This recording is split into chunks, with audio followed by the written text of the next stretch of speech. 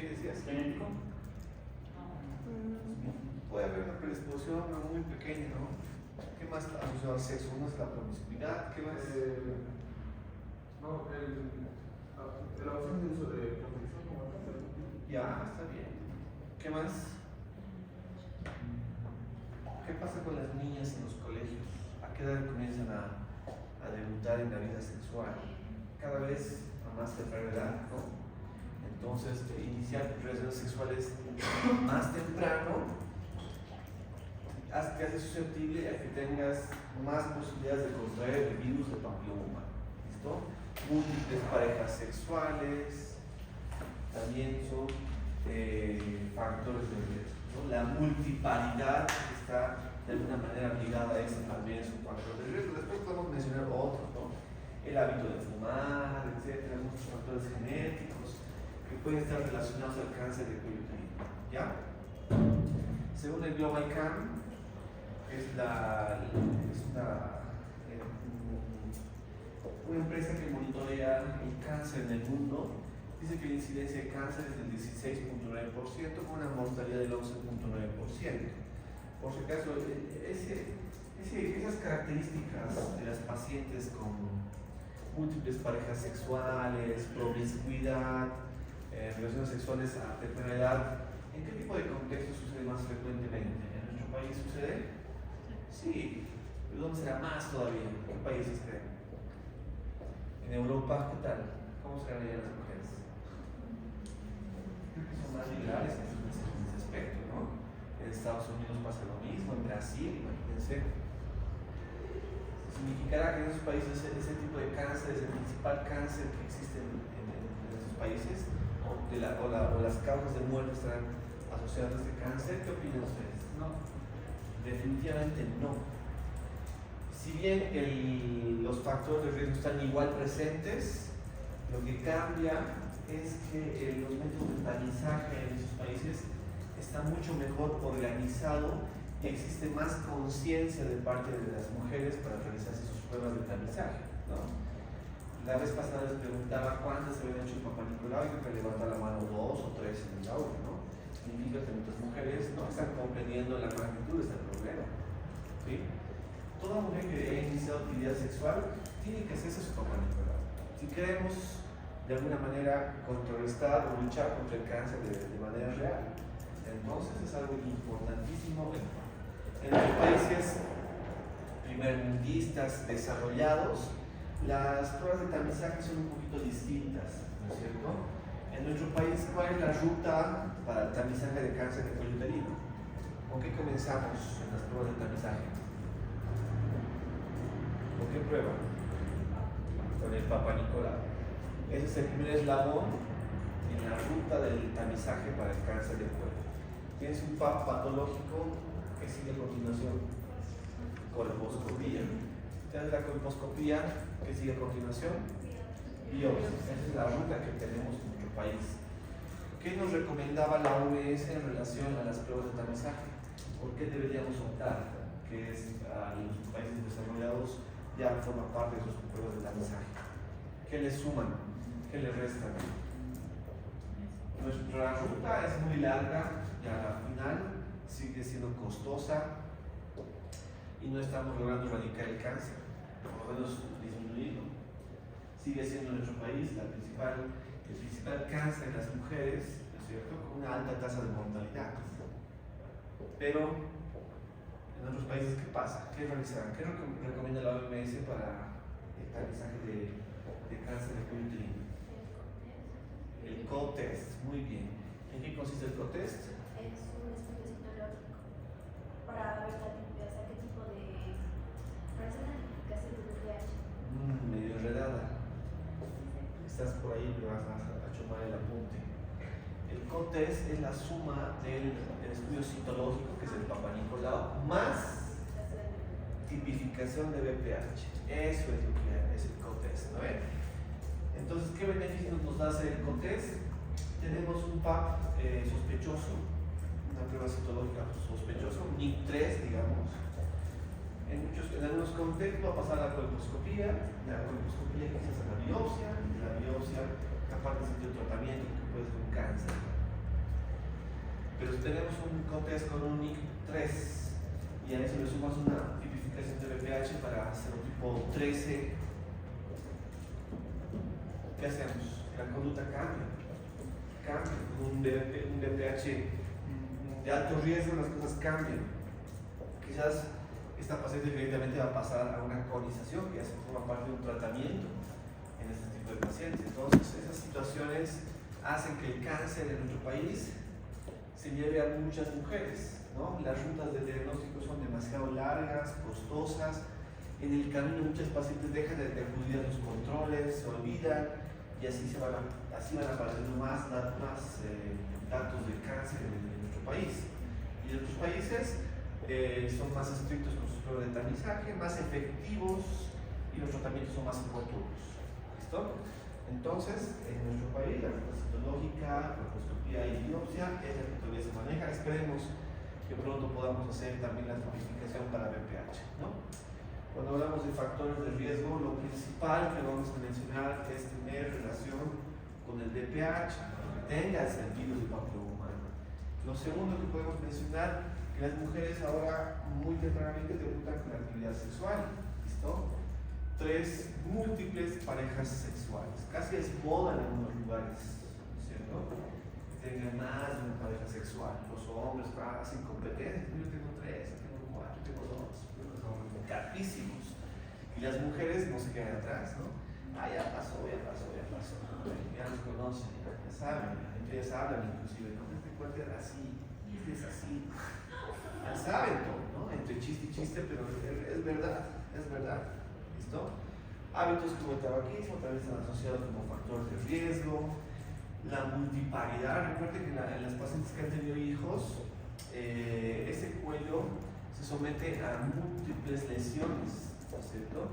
Y también recordarles que en la clase pasada hablamos de que para que el virus pueda ingresar a ese estrato basal o parabasal, necesita de microlesiones, ¿no? Microfracturas en el cuello. Entonces, en los partos pues existen lesiones en el cuello. No hay manera de evitar la lesión del virus y muchos son múltiples que le favorece a que el virus de papiloma humano pueda ingresar a los estratos más basales o parabasales de las células y comenzar su replicación, ¿no? ¿Qué pasa con la inmunosupresión? ¿Qué pacientes son inmunosuprimidos? ¿Pueden mencionar algunos ejemplos? Pacientes con VIH, por ejemplo. ¿Lo ven? En los pacientes con VIH, la evolución de la enfermedad va a ser distinta. ¿Lo ven? Cuando hablamos de la clase pasada del tiempo que tiene que transcurrir para que desde que incubase el virus hasta que aparezca el cáncer, ¿cuánto tiempo más o menos transcurría? ¿Cuánto tiempo transcurría desde la incubación hasta la aparición del cáncer en promedio? Más o menos 10 años. ¿Ve? Pero en pacientes inmunosuprimidos, ¿qué sucederá? Las defensas bajan y eso condiciona que el virus pueda replicarse mucho más rápido. Por lo tanto, la aparición de cáncer en pacientes inmunosuprimidos no va a ser a 10 años, puede ser al año, a los 2 años. Entonces, hay que tener mucho en consideración ese tipo de pacientes. No solamente VIH, que los pacientes están inmunosuprimidos, pacientes diabéticos, ya otro tipo de cáncer, pero ya otras cosas, enfermedades sistémicas como el lupus y todo lo relacionado a la parte reumatológica son pacientes inmunosuprimidos, ¿ves? Pacientes en los cuales el cáncer va a progresar mucho más rápido, ¿ya? Favorecen las condiciones para la replicación del VPH. Esto ya lo hemos visto la semana pasada. Hemos visto que tenemos acá un epitelio normal, ahí están los estratos basal, parabasal, intermedios y superficiales. Cuando hablamos de un NIC1, en la terminología de las neoplasias intracelulares, ¿cuándo hablamos de NIC1? Cuando la lesión está a nivel de las parabasales. Muy bien, podemos decir a nivel de las parabasales son un tercio inferior, ¿no ven? Cuando las lesiones de las células son displásicas en ese tercio, hablamos de un NIC2. Un NIC2 cuando se involucran las células parabasales y también las intermedias. Y un NIC3 será cuando se afectan las células parabasales, intermedias y superficiales. Hasta aquí hablamos de una evolución de más o menos 10 años. Todo esto son lesiones precancerosas, precancerígenas, lesiones premalignas, como quieran denominarlas. El objetivo de ustedes como médicos generales es justamente diagnosticar a los pacientes en ese estadiaje. Cuando ya diagnosticamos cáncer in situ, cáncer invasor, estamos fracasando, ¿verdad? Porque se supone que esa evolución de enfermedad de una paciente normal, con algunos factores de riesgo, su evolución de enfermedad tendría que haber sido por lo menos 10 años. O sea, esa señora no se ha hecho un Papa Nicolau en 10 años para diagnosticarse en este momento, ¿verdad? Es importante entonces que ustedes sepan hacer el Papa Nicolau, tengan idea por lo menos clara de cómo se realiza el Papa Nicolau, ¿ya? Cuando ya se rompe o la afección llega hasta el estrato basal, hablamos de un cáncer invasor, un cáncer in situ, o si la sobrepasan en las células displásicas, hablamos de un cáncer invasor. En la terminología actual del sistema Bethesda desde el año 91 ha cambiado un poco estas denominaciones, ¿no es cierto? En NIC1, ¿cómo se denomina actualmente? ¿Lesión intraepitelial de alto grado o de bajo grado? De bajo grado. En NIC2 y NIC3, alto grado. Muy bien. Además, recordemos que en la evolución de la enfermedad, si tú tienes un NIC1, un NIC2, significa que sí o sí va a seguir evolucionando, o existe la posibilidad de regresión sin hacer nada. Existe, ¿no es cierto? Un NIC1 tiene más posibilidades de regresionar. ¿Cierto? Puede regresionar a su estado normal. Un NIC3 también puede regresionar, sí, en un porcentaje un poco menor, ¿no? Más o menos un 10 o un 20% de las lesiones pueden evolucionar a un cáncer in situ o un cáncer invasor. Aún así sea un cáncer in situ o un cáncer invasor en un estadiaje bajo, todavía se puede resolver esta paciente, todavía se le puede dar ayuda terapéutica, se puede curar el cáncer. Pero en estadios avanzados como un estadio 3, un estadio 4, no hay nada que hacer con eso, ya no se puede hacer nada. ¿Listo? Ahí tenemos algunas lesiones que se pueden observar en los distintos estadios, ¿no? Entonces el BPH inicialmente se conocían como 100 serotipos, luego pasaron a ser 130, actualmente se habla de más de 200 serotipos. Se constituye el principal factor asociado al cáncer. Aquí es el 70%, está desactualizado, es actualmente al 100%, ¿ya? Al 100%. Entonces, ¿qué puede ocasionar este BPH? Miren, el cuello uterino, 100% de relación de cáncer de cuello con el BPH. En el hombre, cáncer de pene, 40%. Cáncer de ano, 90%. Así que muchachos, igual usen preservativo. ¿Listo? Muy bien. Estas mujeres, cuando tienen el cáncer de cuello uterino, ¿cuántos años tienen en promedio? ¿Son pacientes viejas, ancianas, decadentes? ¿O son pacientes jóvenes, madres de estudiantes, universitarios, en su mejor etapa? ¿O son muy jovencitas, como ustedes estudiantes, o están saliendo del colegio? ¿A qué tipo de población afecta principalmente? 40 años. Más o menos podemos hablar de un poquito antes, inclusive, de los 35 años, 30 años, entonces de los 25 años hasta los 40 es donde más casos se detectan. Y este tipo de pacientes están en su mejor etapa. Las mujeres están en su mejor etapa. Muchas de ellas son en su caso especialistas, subespecialistas, están empezando a crecer económicamente, la familia está súper bien y de repente, ¡pum!, cáncer. Y saben que el cáncer te destruye como paciente, ¿no? Que digan que tienes cáncer es devastador. O sea, prácticamente cuando te hablan de cáncer, tú estás hablando que te vas a morir. ¿Listo? Entonces, y este cáncer aparece justamente en esa mejor etapa que tú tienes de mujer. Eres jefa, ¿no es cierto? Eres dueña de un negocio, etcétera, te está yendo muy bien y todo se trunca cuando te diagnostican el cáncer. No solamente te repercute a ti como mujer, sino también repercute a tu entorno, que decir, a tu familia, ¿no es cierto?, a tu sociedad, y por lo tanto hablamos ahí de años de vida perdidos.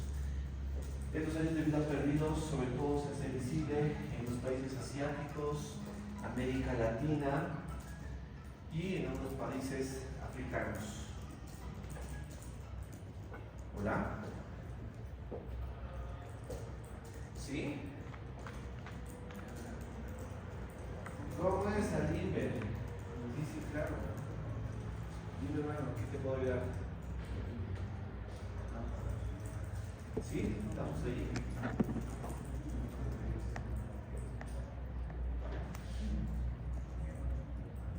Claro, no hay ningún problema, Limber.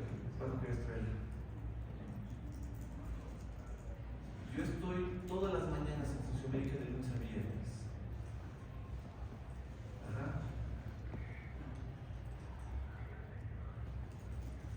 No hay problema, Limber, no hay problema. Tráela nomás. ¿Cuándo la quieres traer?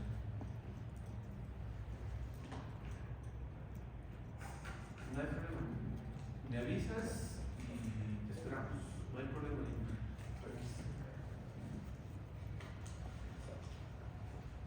Echarado, pues no te preocupes, viejo.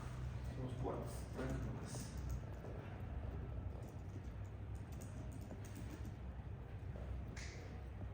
¿Ya? ¿Listo, Limber? Claro, no hay lío, hermano.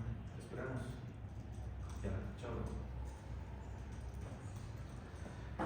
Muy bien, entonces, estos años perdidos en la vida de la mujer que se diagnosticada de cáncer repercute sobre su familia, sobre su entorno social y en la sociedad también afecta, ¿cierto?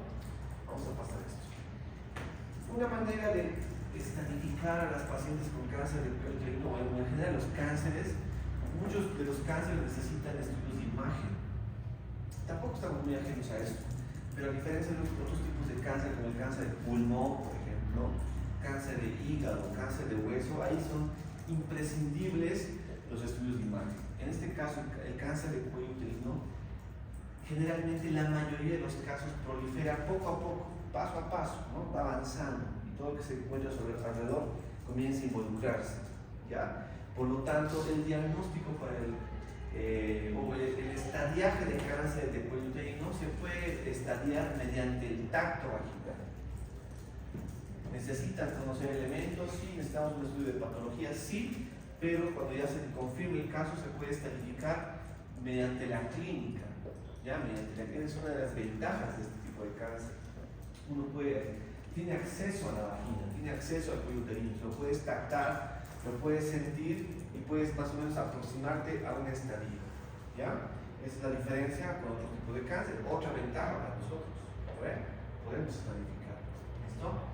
En esta tabla que está en el Global Can, observamos todos los cánceres o los principales cánceres en el mundo. ¿Cuál es el principal cáncer en el mundo entre hombres y mujeres? El cáncer de... ahí está. Ahí dice. ¿Qué dice?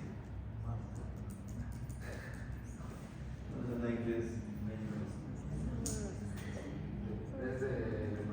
Cáncer de mama, el principal cáncer en el mundo.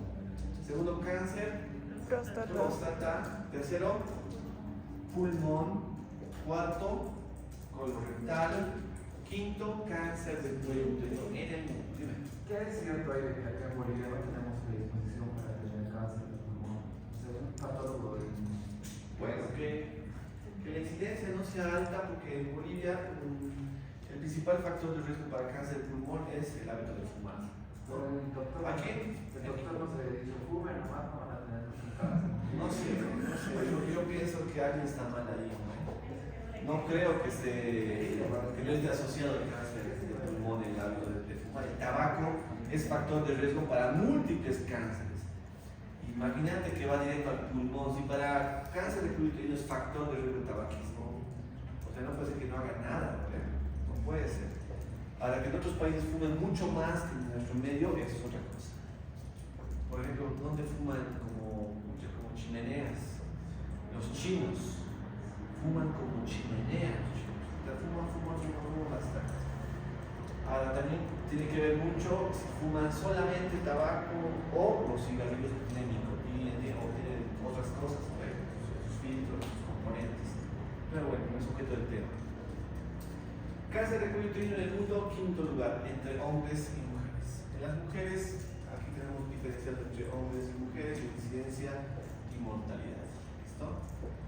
¿Qué pasa con nuestro país? En nuestro país el cáncer de cuello uterino tiene una relación, un porcentaje del 24% de los cánceres que tenemos en nuestro país, seguido por el cáncer de mama, por debajo el de próstata, por debajo el de estómago. No figura de pulmón, no figura.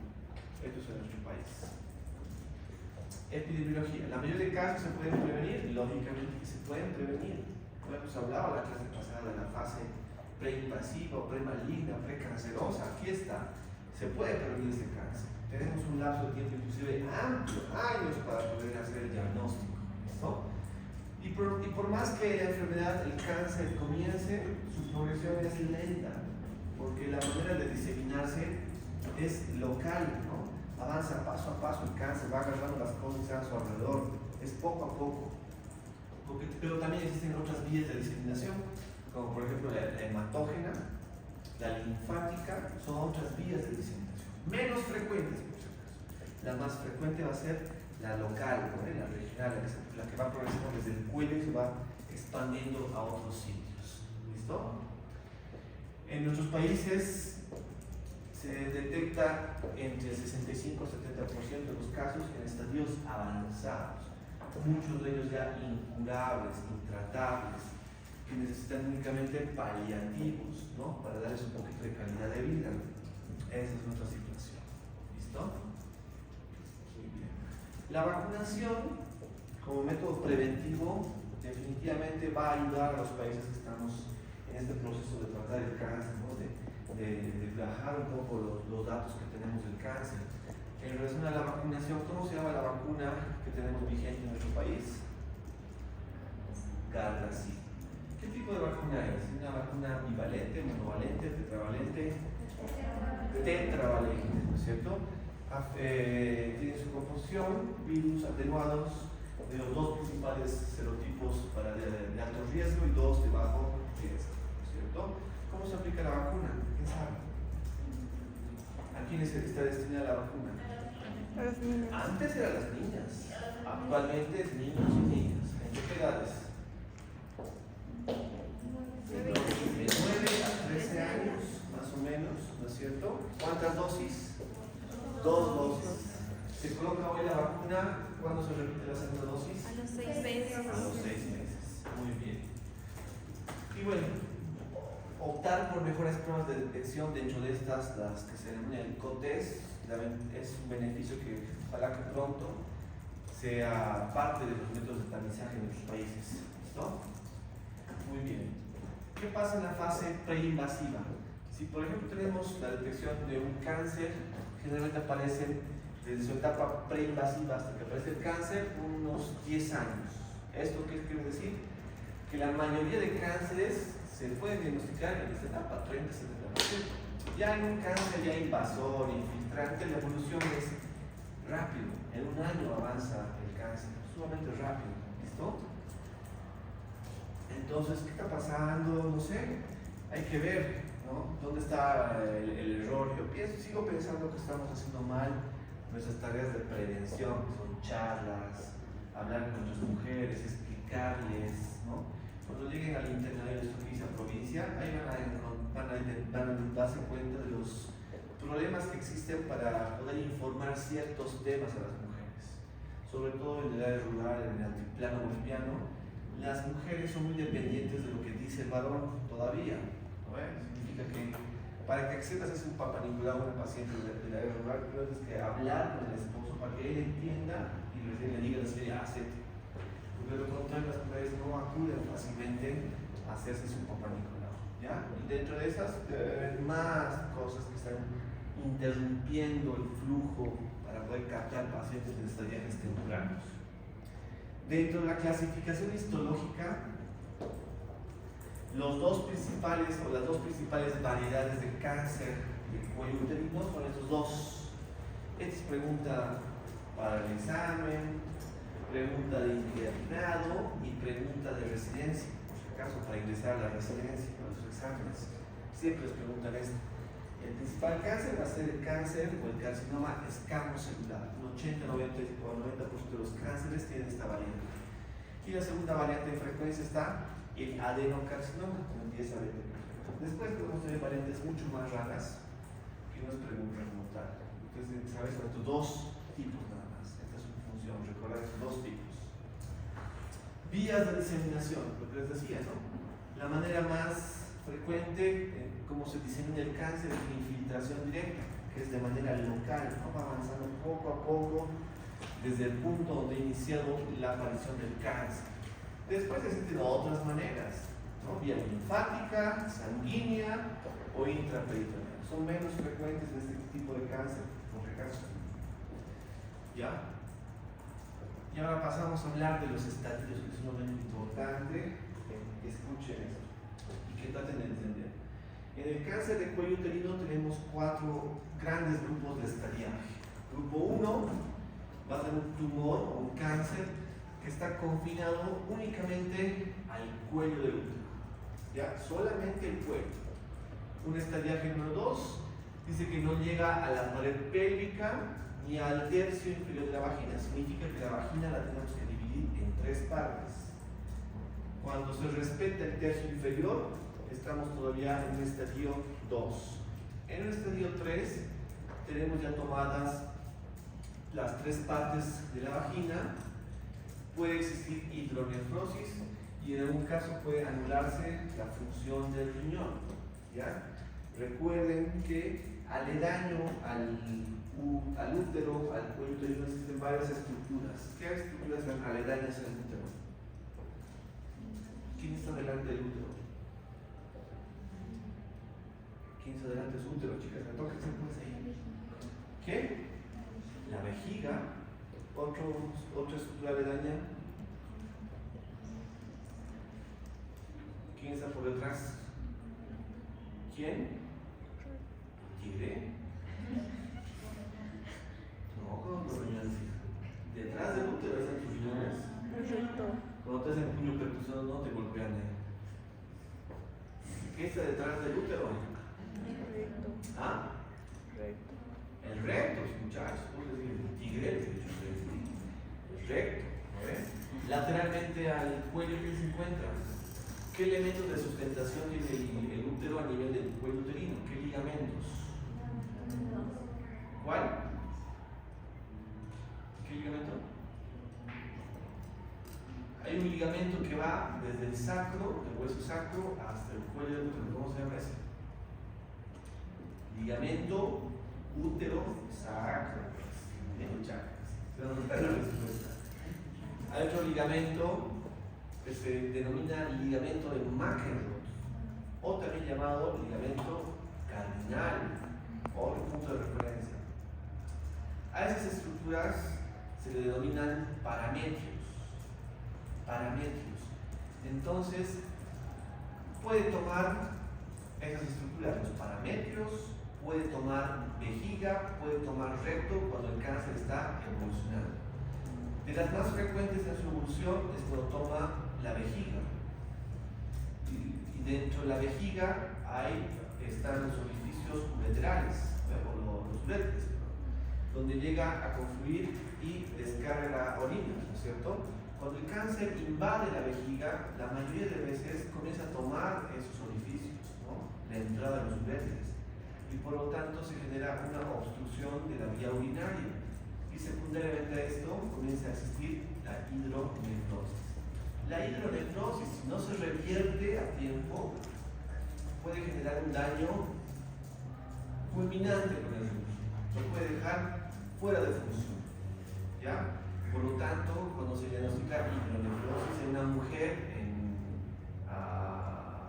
una paciente que estamos sospechando de cáncer o tiene cáncer, tenemos que tener mucho cuidado, porque inmediatamente hay que transferirla al servicio de urología para que los urólogos le coloquen unos catéteres que se ponen vía percutánea en la región lumbar, que permite la descarga del riñón, ¿no? Es decir, que esa paciente a partir de ese momento va a orinar por la espalda y no se puede hacer nada por si acaso.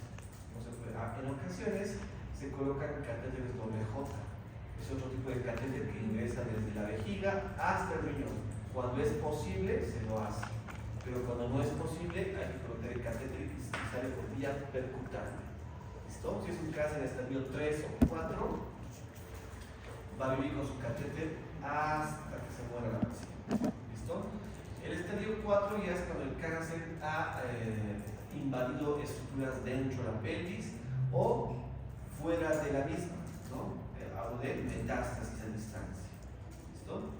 Muy bien, comencemos a desarrollar entonces cada uno de los estadios. ¿Listo? Vamos a ver énfasis en los estadios.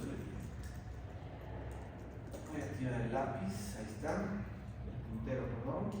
Muy bien, el estadio 1A. El estadio 1 se va a dividir en el estadio 1A y 1B para empezar. No es solamente el estadio 1, ¿no? ¿Qué decíamos del estadio 1? ¿Dónde estaba localizado el cáncer? En el cuello del útero. Solamente en el útero, en el cuello uterino. ¿No ven? Entonces, el 1A se va a dividir a su vez en el estadio 1A1 y 1A2. ¿Cómo se va a caracterizar? El estadio 1A1 va a ser ese cáncer localizado en el cuello uterino, el cual va a tener una afección del estroma cervical en no más de 3 milímetros de profundidad y una extensión que no es más de 7 milímetros. Ese va a ser el cáncer estadio 1A1. ¿Cuál es la diferencia con el estadio 1A2? En este caso, la profundidad del A2 va a ser de hasta 5 milímetros de profundidad. El espesor o el ancho se va a mantener de 7 milímetros. Este va a ser entonces el cáncer estadio 1A1 y 1A2. ¿Listo? Ahí tenemos nuevamente la descripción.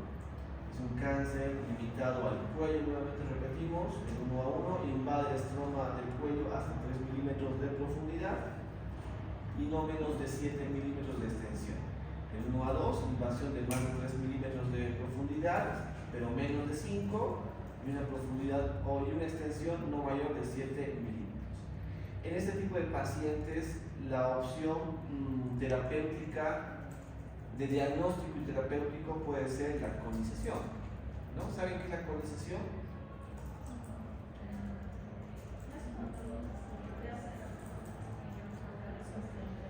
Ya. La conización entonces es la resección de una parte del cuello uterino, pero la importancia de que la conización es de que tiene que estar dentro de ese fragmento que se saca la zona de transformación. ¿No? Esa es la clave. ¿Listo? Ahora, hay opciones para hacer conizaciones. Podemos utilizar un bisturí o podemos utilizar asas. Las asas son como unos alambres a través de los cuales se conduce energía, genera calor y corte, y se puede hacer resecciones. Esas son las dos opciones para hacer las conizaciones. ¿Listo? Muy bien. ¿Cuánto será pues 1 milímetro si tuviéramos que compararlo? Algunos tenemos problemas para saber. Cuando les digo, házmelo, cuando les hago hacer tacto, házmelo 4, y hacen así, ¿no ven? Algunos no tenemos idea espacial de cuánto es 1 centímetro, 2, menos 1 milímetro. Entonces, ¿cuánto es 1 milímetro? Más o menos la punta de un lápiz. Quiere decir que si tenemos un cáncer que se puede visualizar del tamaño de una punta de lápiz, eso es 1 milímetro, un marcador será 2 milímetros, la cabeza del lápiz será 5 milímetros. ¿Listo? Ahora, podremos observar lesiones de 1 milímetro a simple vista, haciendo la especuloscopía y decir, pucha, esto es cáncer. No. Por eso, ¿con qué nos coadyuvamos en el diagnóstico? En nuestra ruta, ¿qué sigue a continuación luego del PAP? Colonoscopia. La colposcopia. La colposcopía nos permite, mediante el microscopio binocular que manejamos, ampliar y ver de mayor tamaño el cuello uterino conjuntamente todas sus características, ¿no? Entonces, mediante la colposcopía podríamos diagnosticar lesiones precancerosas o cáncer, ¿cierto? Porque el siguiente paso es la biopsia. ¿Listo? Entonces, a los que no han entendido a qué se refiere la conización, es prácticamente esto. Miren, se hace una resección de una porción o una amputación parcial del cuello uterino, dentro del cual tiene que estar incluida la zona de transformación. Opciones de conización: podemos utilizar el bisturí, como se ve en el ejemplo, o podemos utilizar el asa. El asa les repito, utiliza energía que genera calor para hacer coagulación y corte. Les pregunto, para ustedes, ¿cuál será el mejor método para realizar la colonización? ¿Utilizar un bisturí o usamos el asa? El asa para muchos es una recomendación porque es más fácil, te permite controlar la hemostasia, pero hay algunos inconvenientes. Si por ejemplo alguien utiliza el asa pero no calibra bien la temperatura con la cual va a generar el corte y la coagulación, puede generar carbonizaciones a nivel de los contornos de los cuales está haciendo la resección. Imagínate que tú mandes una pieza, una cono al patólogo y todos los bordes carbonizados. El patólogo va a dar una buena lectura, muchas veces no va a hacer una buena lectura. Puede ser que encuentre cáncer en la muestra que le has enviado y te diga bordes aparentemente libres o no se visualiza adecuadamente porque están carbonizados. Ahí tú estarás tranquilo y dirás, pucha, soy un capo, sacó el cáncer de un solo rifle. No, pues no. Si me dice que están los bordes no son aptos para la lectura, queda la posibilidad de que, ¿qué tal si había justo cáncer en un borde de estos y lo has quemado? Significa que hay también células cancerígenas del otro lado. ¿No ven? Entonces, hay que tener cuidado con el manejo del asa. Tiene que ser alguien que sepa calibrar la intensidad del asa para no hacer carbonizaciones innecesarias. Por eso los oncólogos sugieren que hagamos asas con bisturí frío, ¿no? Con un bisturí nada más. De esta manera puedes conservar todos los bordes limpios, tal y cual están. Lo mandas al patólogo y le va a hacer lectura. Si el patólogo te dice, se encuentra un carcinoma a nivel de la pieza enviada, bordes libres, significa que mi colonización ha servido de diagnóstico y también de tratamiento para el cáncer. Con esa cono tú le has salvado la vida a la paciente. ¿Listo? ¿Cuál va a ser la complicación de la colonización con bisturí frío? ¿Qué creen? ¿Qué va a pasar si le saco un pedazo de cuello de abajo? Va a sangrar. Son sangronas, ¿no? Comienzan a sangrar bastante. Pero ya en este caso, después de haber tomado la pieza, yo lo puedo cauterizar. Puedo usar el electrocauterio o hacer presión una gasa. Y eso se puede hacer. Entonces, a mí por lo menos me gusta practicar la biopsia con bisturí frío, por esas recomendaciones. Otros prefieren el asa. Depende mucho de la experiencia, experticia que tenga el ginecobstetra.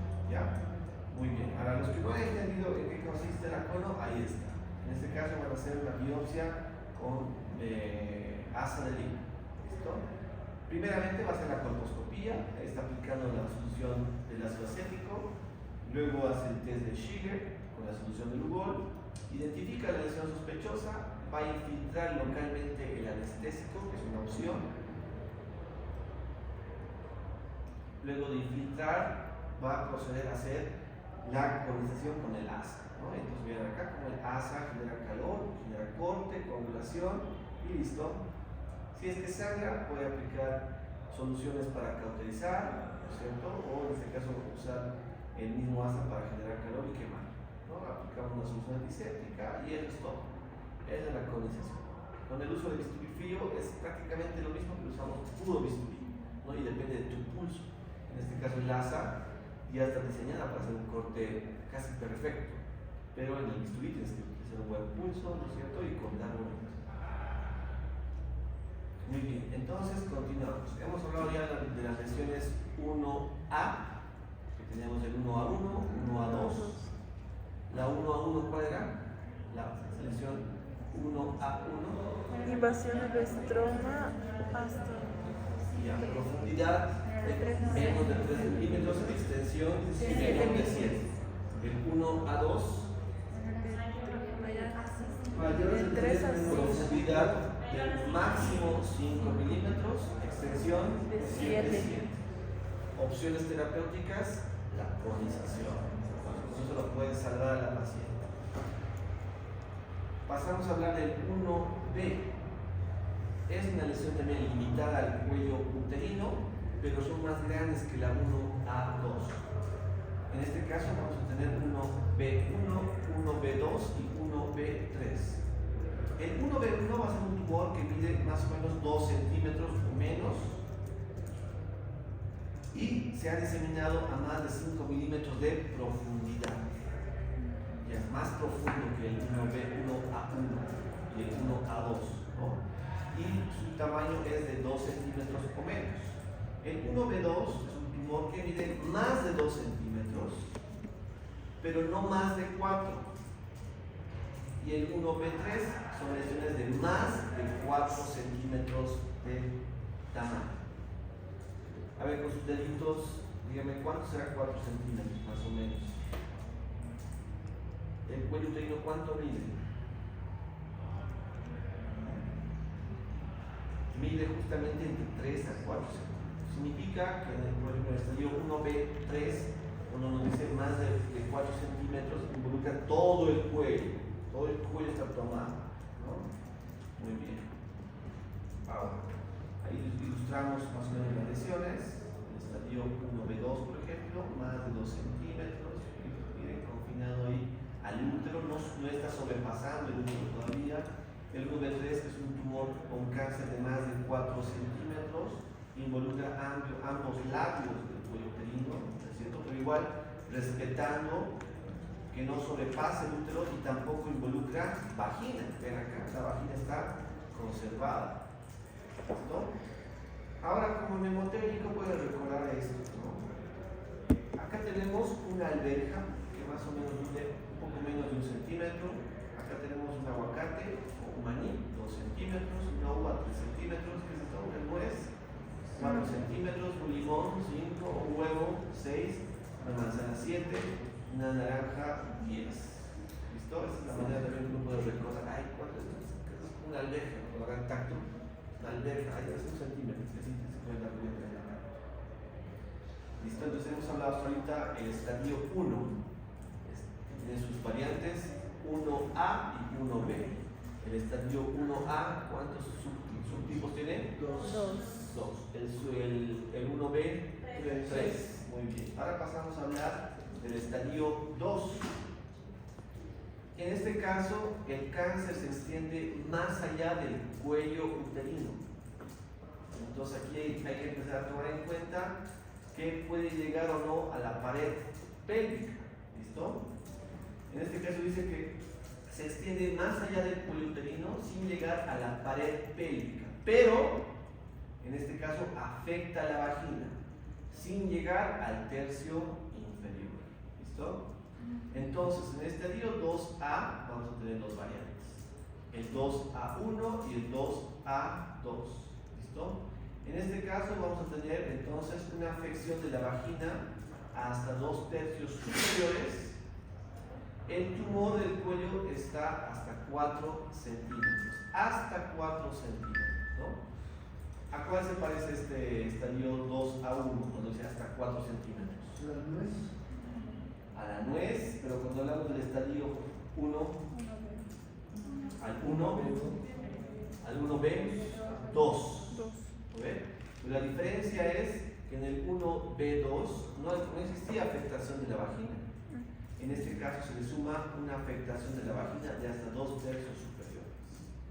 En el 2A2, el tumor igual involucra 2 tercios superiores de la vagina y el tumor es más grande de 4 centímetros. Cuando ya está acercándose a los 4, significa que va a empezar a extenderse a otros lados, porque el cuello no es tan grande, va a empezar a tomar otras estructuras.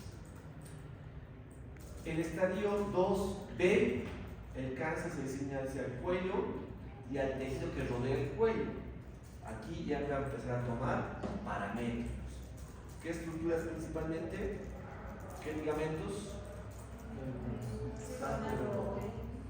El sacrouterino o uterosacro y el ligamento de McEnroe, o también llamado ligamento cardinal. ¿No ven? Se va a empezar a involucrar. Ahí tenemos la imagen, los estadios. ¿Listo? Muy bien. Ahora pasamos a hablar del cáncer en el estadio 3. Este cáncer ya se ha extendido a la pared pélvica, ya ha sobrepasado la pared pélvica o afecta el tercio inferior de la vagina. Quiere decir que si tú a la paciente la pones en posición ginecológica, ya vas a ver lesiones en la vagina. Vas a ver a simple vista, sin hacer espectroscopía, nada, ya vas a ver lesiones. ¿No? Muy bien. Dice que también aquí se tienen que incluir los casos de hidronefrosis con o sin insuficiencia renal. ¿Listo? El estadio 3 se subclasifica en estadios 3A, 3B y 3C. El 3A va a ser una lesión sin extensión a la pared pélvica, pero sí afecta el tercio inferior de la vagina. El 3B va a extenderse a la pared pélvica, puede haber hidronefrosis acompañada o no de insuficiencia renal. Y el estadio 3C se va a dividir según la diseminación de los ganglios linfáticos afectados, es decir, si los ganglios afectados han llegado hasta los paraórticos o se limitan a los pélvicos. ¿No? Ahí tenemos algunas ilustraciones. Un 3A, un cáncer de 4 centímetros confinado al cuello, no sobrepasa la pared uterina, ¿no es cierto?, la pared pélvica, pero que involucra 3 tercios, hasta el tercio inferior de la vagina está tomado, ¿no es cierto? El 3B, según dónde se infiltre, si se infiltra, pero el 3C, si se infiltra a los ganglios paraórticos o a los ganglios linfáticos de la pelvis. Y finalmente llegamos al estadio 4. Ya en el estadio 4 ya estamos en problemas, ¿no? Y existe afectación a la mucosa vesical, rectal, o ha sobrepasado lugares más distantes. Puede ser hueso, hígado, pulmón, ¿no es cierto? Una extensión a distancia. Entonces el 4 se va a clasificar en el estadio 4A y 4B, es más fácil. Cuando la metástasis del cáncer de cuello uterino está confinada a la pelvis, dentro de estas vejiga y recto, ese es el estadio 4A. Si sobrepasa más allá de esto, metástasis a distancia, pulmón, hueso, hígado, donde quieras, ese es el estadio 4B. ¿Listo? Muy bien. Entonces, ¿cuál será el cuadro clínico de una paciente con cáncer de cuello uterino? ¿Cómo se manifestará?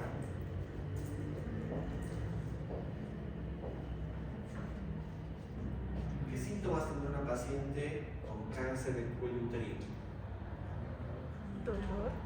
Dolor. ¿Qué más? Pérdida de peso. Pérdida de peso. Sangrado. Todos esos síntomas que me han mencionado son síntomas que aparecen muy tardíos en la evolución del cáncer. Al principio los cánceres son totalmente asintomáticos. No te dan nada de chance para que tú pienses que tienes un inicio de cáncer. Cuando ya tienes síntomas, como los que han mencionado, dolor, sangrado, pérdida de peso, todo eso, el cáncer ya está evolucionado. Más allá del estadio 2B, un 3 o 4. O sea, muchos de ellos van a ser ya irreversibles para un tratamiento. Por lo tanto, reitero la importancia de hacer los estudios de tamizaje. ¿Ya? Entonces, algunos síntomas que ya cuando el cáncer está bien instaurado en el estadio 2B, 3, 4, va a haber sangrado, flujo vaginal fétido.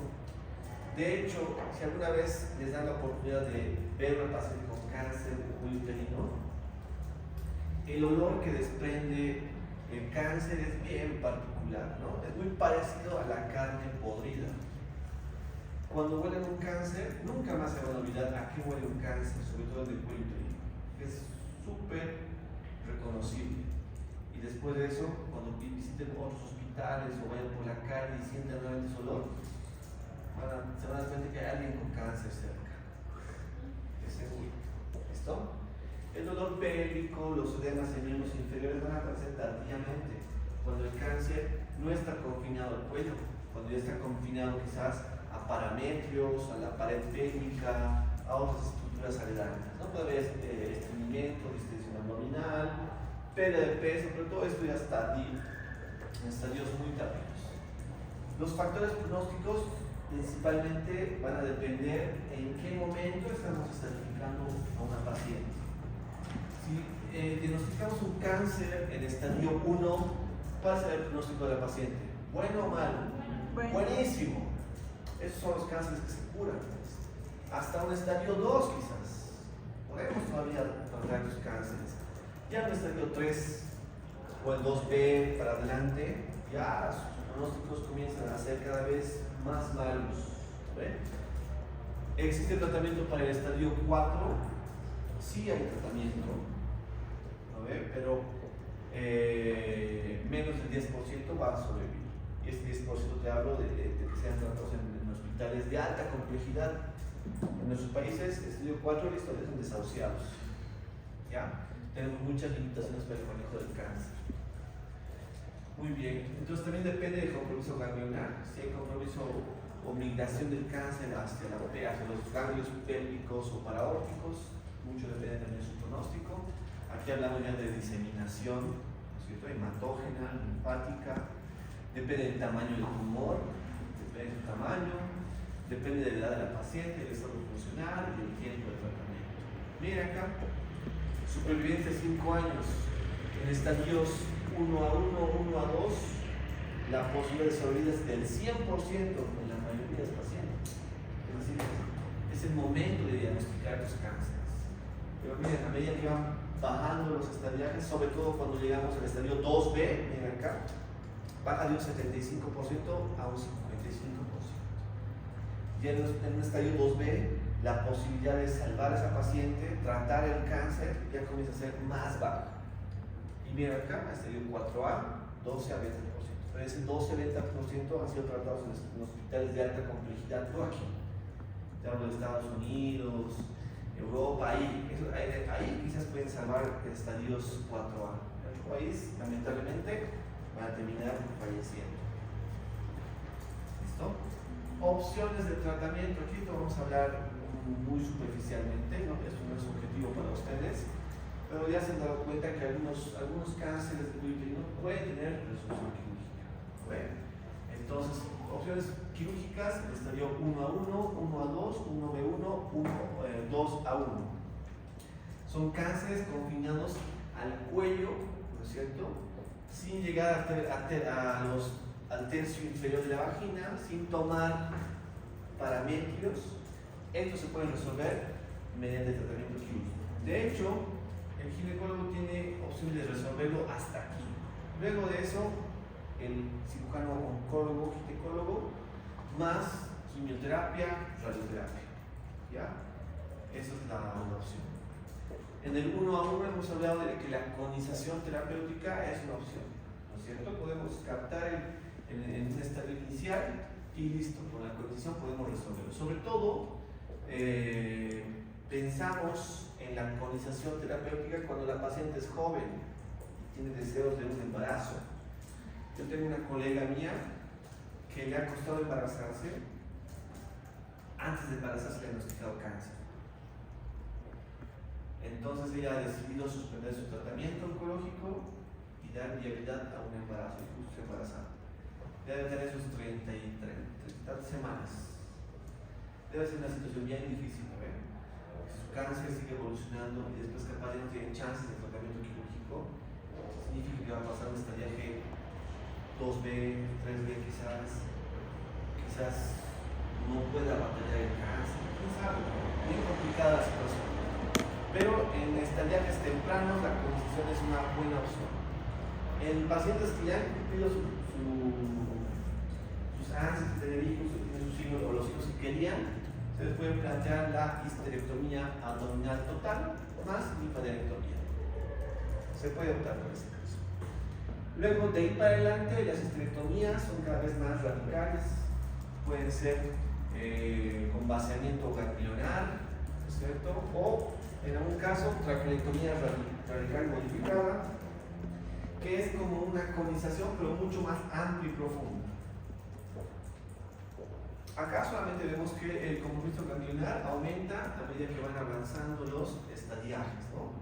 Desde el punto de vista si se afectan ganglios pélvicos o paraórticos. Y en estadios más avanzados, las cirugías también son más complejas, donde únicamente involucra al servicio de oncología. Y siempre van a tratar de contemplar la parte del deseo de embarazarse. ¿Ya? Y bueno, ¿han escuchado del ganglio centinela? En mama también existe esto de ganglio centinela. Es el primer ganglio que recibe diseminación del cáncer. ¿Ya? Es el primer ganglio. Entonces, se lo puede identificar mediante cuadrantes usando radioisopos, ¿no es cierto? Y pues es bastante útil para evaluar la propagación del cáncer, ¿no es cierto? Cuando tú sacas el ganglio centinela, disminuyes muchísimo la posibilidad de una invasión a distancia, es bastante útil. ¿Listo? Esto lo vamos a avanzar rapidito, esto no es objeto para su examen por si acaso, habla ya de tratamientos muy específicos en relación a los cánceres ya más avanzados. Entonces tienen que saber que los estadios más precoces son los que se pueden beneficiar del tratamiento y tener una alta tasa de supervivencia. ¿Listo? Muy bien. Esta imagen solamente está para ilustrar qué es una histerectomía. Una histerectomía total será cuando sacamos el útero completito, incluido el cuello uterino. Una histerectomía total más salpingo o forectomía será cuando sacamos el útero, la trompa y el ovario. Es lo que tiene que ser bilateral en general. ¿Listo? Y tenemos la histerectomía radical, que involucra todo lo que dijimos: útero, cuello, trompas, ovarios, y también se toman ligamentos o estructuras parametriales, ¿no? Los ligamentos de Mangelrod, los ligamentos uterosacros también, porque son sitios frecuentes donde el cáncer se propaga. ¿Ya? Y bueno, la incisión que nosotros en ginecología practicamos en la mayoría de casos son las incisiones transversas suprapúbicas o las incisiones de tipo Fanesti. Los oncólogos prefieren las incisiones medianas. De hecho, ellos hacen la incisión mediana infraumbilical, siguen cortando al lado del ombligo y llegan hasta el apéndice sifoides. ¿Saben? Te abren como un chanchito para Navidad, ¿sí? Totalmente. Porque tienen que tomar todas las estructuras sospechosas de invasión del cáncer. ¿Listo? Muy bien. ¿Preguntas hasta acá? ¿Preguntas, chicos? ¿Nadie? Bien. Yo voy a preguntar. Muy bien. En un paciente que nos describe que la lesión ha invadido el estroma del cuello uterino hasta 3 milímetros de profundidad y la extensión no es mayor a los 7 milímetros, hablamos de qué tipo de cáncer según el estadiaje. 1 a 1. Muy bien. Si comparamos 1 milímetro, ¿con qué lo hacemos referencia? ¿Cierto? Las opciones de colonización, ¿cuáles son?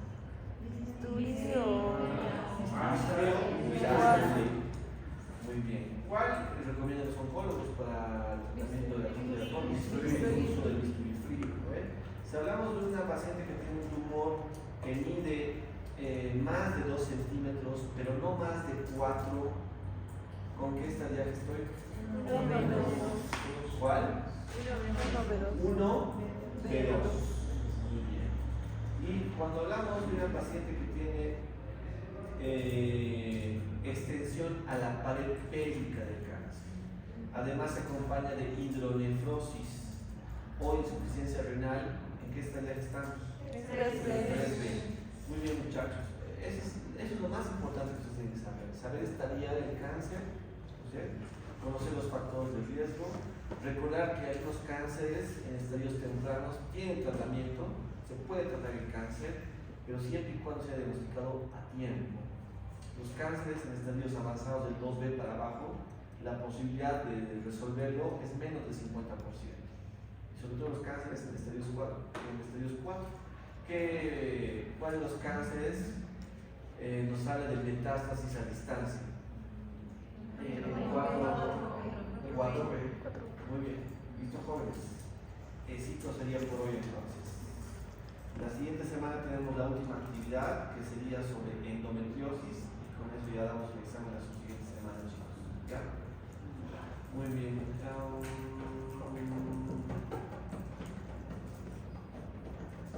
¿Quiénes han hecho la práctica? ¿quiénes no han hecho la práctica de toma de Papa Nicolau? ¿Quiénes no han hecho? ¿No han hecho ustedes conmigo cuando pasaron? ¿Prácticas? Ya. Entonces, en los mismos grupos que tienen para prácticas, tráiganse, entre todos, organícense 3 pechugas de pollo. 3 pechugas de pollo, se traen guantes, se traen cepillitos y espátulas, y vamos a hacer la práctica para los que les faltó la siguiente semana. Es un ratito eso, ¿ya? ¿Cuántos se me faltó? Guantes, pechuga de pollo, cepillo endocervical y espátula de aire. En las farmacias, en algunas farmacias te venden el set completo. Te venden portaobjetos, espátula, cepillo, más guantes, todo vale 10 pesos. ¿Listo? Nada más. ¿Listo, jóvenes?